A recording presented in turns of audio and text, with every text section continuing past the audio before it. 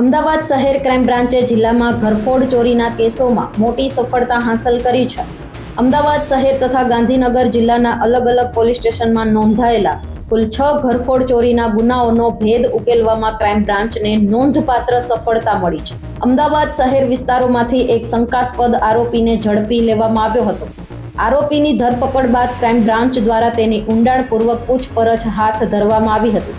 પૂછપરછ દરમિયાન આરોપીએ અમદાવાદ શહેર તેમજ ગાંધીનગર જિલ્લાના વિવિધ પોલીસ સ્ટેશન હદમાં થયેલા કુલ 6 ઘરફોડ ચોરીના ગુનાઓ કબૂલ્યા હતા. આરોપી ઘરફોડ ચોરી માટે ખાસ રીત અપનાવતો હતો અને બંધ મકાનોને નિશાન બનાવી કિંમતી સામાન તથા નગદ રકમ ચોરી કરતો હોવાનું તપાસમાં બહાર આવ્યું છે. આરોપીની કબૂલાતના આધારે ક્રાઇમ બ્રાન્ચે સંબંધિત ગુનાઓની નોંધ અને પુરાવાઓની ચકાસણી કરી હતી. આ સમગ્ર કાર્યવાહી બાદ પકડાયેલા આરોપીને આગળની કાયદેસરની કાર્યવાહી માટે સંબંધિત પોલીસ સ્ટેશનને સોંપવાની તજવીજ કરવામાં આવી છે. ક્રાઇમ બ્રાન્ચની આ સફળ કામગીરીથી ઘરફોડ ચોરીના કેસોમાં સંડોવાયેલા ગુનેગારોમાં ફફડાટ ફેલાયો છે, જ્યારે સ્થાનિક નાગરિકોમાં સુરક્ષાની લાગણી મજબૂત બની છે.